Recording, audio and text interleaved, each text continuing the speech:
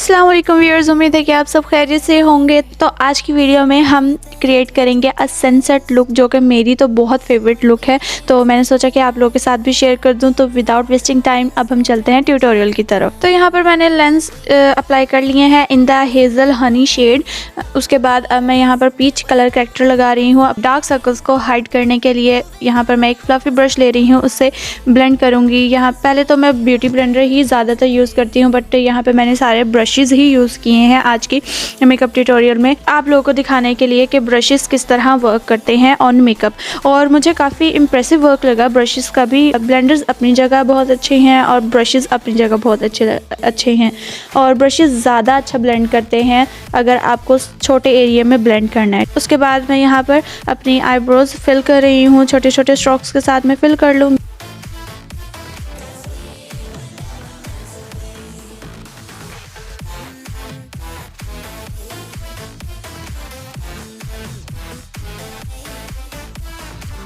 यहाँ पर मैंने अपना आई बेस भी रेडी कर लिया है और इसी फ्लफी ब्रश से मैंने इसे ब्लेंड भी कर लिया है।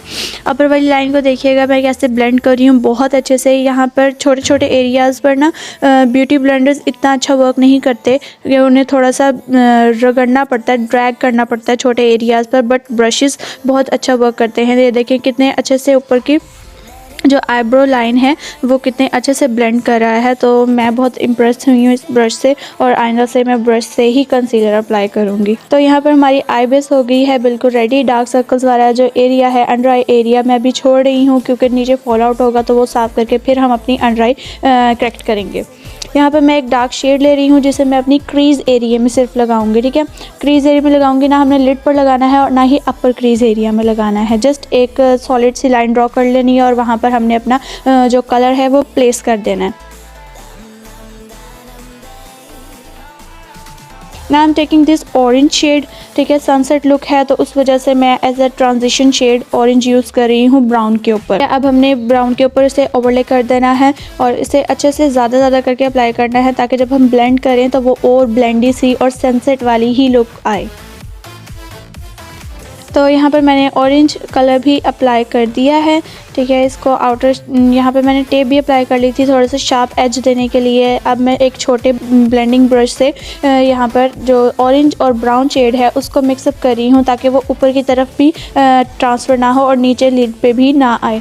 ठीक है, दरमियान में ही वो अच्छे से ब्लेंड हो जाए। अब मैं रॉक्सी मेकअप रेवोल्यूशन की पैलेट से ये येलो कलर लूँगी और इसे अपने अपर क्रीज एरिया पर लगाऊंगी, just to blend the orange shade. जैसे हमने ब्राउन को ऑरेंज से ब्लेंड किया था, अब हम ऑरेंज को येलो से ब्लेंड करेंगे एक सनसेट सी लुक देने के लिए। आपने देखा होगा कि सनसेट में ऐसे डार्क, फिर उससे लाइट, फिर उससे लाइट, फिर उससे लाइट, ये वाले शेड्स आ रहे होते हैं। ठीक है, तो यहाँ पर मैंने अपनी कट क्रीज भी कर ली है, बहुत लाइट सी कट क्रीज की है, बहुत ज़्यादा डेफिनेट कट क्रीज नहीं की। और कट क्रीज का एरिया भी मैंने मिनिमम रखा है, ऊपर की तरफ मैं अपर क्रीज वाले एरिया की तरफ नहीं लेके गई, क्योंकि मेरी आई छोटी है, आई बॉल छोटा है। तो फिर इस वजह से अगर मैं ऊपर लेके जाती तो मेरा जो सनसेट वाला एरिया था वो छुप जाना था।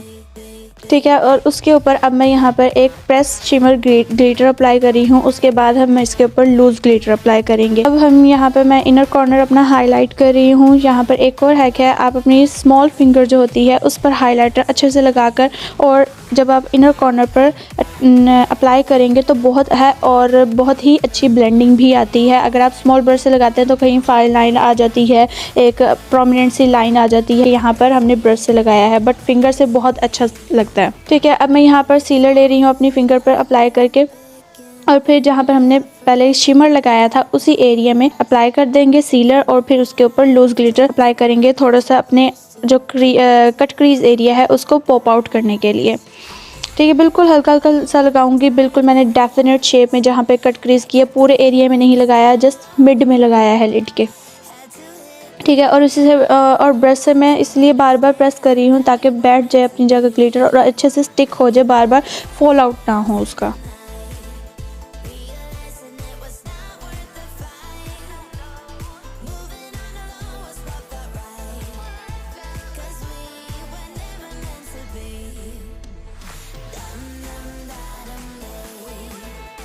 जी, तो यहाँ पर हमारी अपर लिड रेडी हो गई है। अब आती है बारी लाइनर की। लाइनर में बिल्कुल बेसिक सा टेप लगी हुई है, खुद ही शेप बन जाएगी, बस आपने लाइन ड्रॉ कर देनी है। अगर आपको कोई लाइनर बनाना नहीं आता, इजी वे, टेप लगाएं और लाइन ड्रॉ कर दें। पेंसिल से भी कभी की ही होगी ना लिखते हुए, तो वही आपने सीधी आँख पे ड्रॉ कर देनी है, आपका खुद ही अच्छा सा विंग बन जाना है।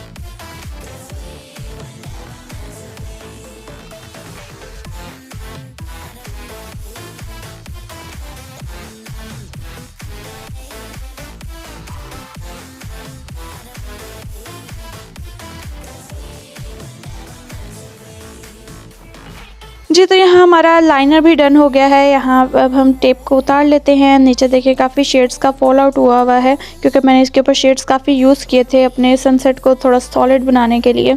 ठीक है, अब मैं यहाँ पर वाइप से इसे बिल्कुल साफ़ कर दूँगी और उसके बाद फिर हम चलेंगे अपने अंडर आइज़ के नीचे। यहाँ पर मैं मिस रोज़ का कंसीलर ले रही हूँ in the shade 01।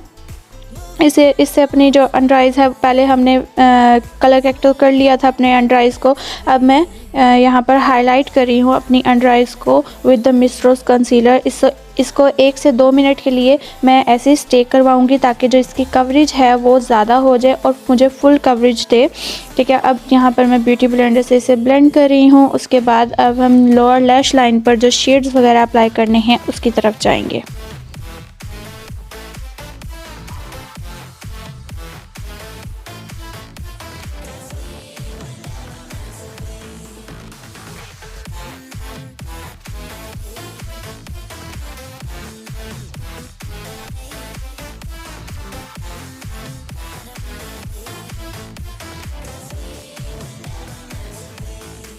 Okay, after blending our concealer, now I'm applying loose powder to bake my under eyes. उसके बाद हम 3 से 4 मिनट के बाद इसे स्टेक करवाएंगे और उसके बाद हम इसे डस्ट आउट कर देंगे जो भी एक्सेसिव पाउडर होगा। ठीक है, यहाँ पे देखिए हमारी अंडर आइज़ कितनी नीट एंड क्लीन हो गई है, कोई डार्क सर्कल्स, क्योंकि हमें तो है ही नहीं नेचुरली। ठीक है, तो कोई डार्क सर्कल्स नहीं है। ये देखें कितने फ्लॉलेस से हमारी अंडर आइज़ भी सेट हो गई हैं।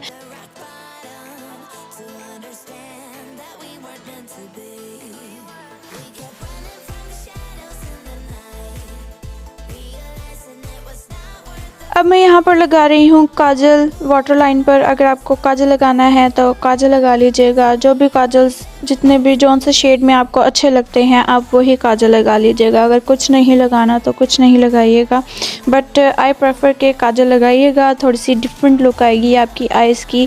कुछ भी अच्छा बुरा नहीं होता, टाइम टू टाइम सब कुछ अच्छा लगने लग जाता है। और उसके बाद अब मैं अपनी अपर लैश लाइन को और लोअर लैश लाइन को कनेक्ट करने के लिए एक फ्लैट ब्रश पर ब्लैक शेड ले रही हूँ और जस्ट अपने आउटर कॉर्नर पर अप्लाई करूँगी, पूरी लैश लाइन पर अप्लाई नहीं करूँगी मैं। ठीक है, ये देखें मैं बिल्कुल आउटर कॉर्नर पर लेवल देने के लिए लाइनर के साथ उसे अटैच कर रही हूँ।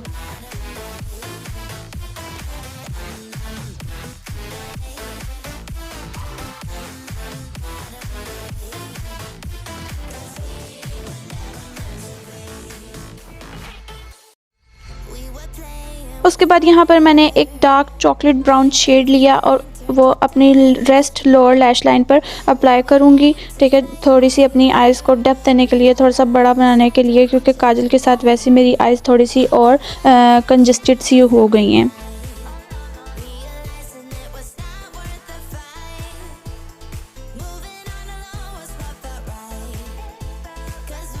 जी, तो यहाँ पर ऑलमोस्ट हमारी आई लुक हो गई है कंप्लीट।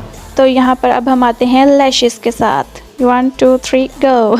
तो ये देखें, ये है हमारी फाइनल लुक। देखिए कितनी क्लासी सी लग रही है, बहुत ही अमेजिंग लग रही है। मुझे बहुत पसंद आई है अपनी ये आई लुक। ठीक है, मैं अपनी तारीफ़ नहीं कर रही, बस अपना पर्सनल एक्सपीरियंस बता रही हूँ। तो अगर आपको मेरी वीडियो अच्छी लगी हो तो मेरी वीडियो को थम्स अप दीजिएगा और मुझे सपोर्ट करिएगा, because I need your huge support. और अगर आप मेरी फुल ट्रांजिशन वीडियोस देखना चाहते हैं, मेरे से कनेक्टेड रहना चाहते हैं, तो मुझे इंस्टाग्राम पे भी फॉलो करिएगा। मैंने स्क्रीन पर अपना इंस्टाग्राम पेज का नेम ऐड कर दिया है, तो आप वहां से जाकर मुझे फॉलो कर सकते हैं। तो अब हम मिलेंगे अगली वीडियो में, तब तक के लिए अल्लाह हाफिज़।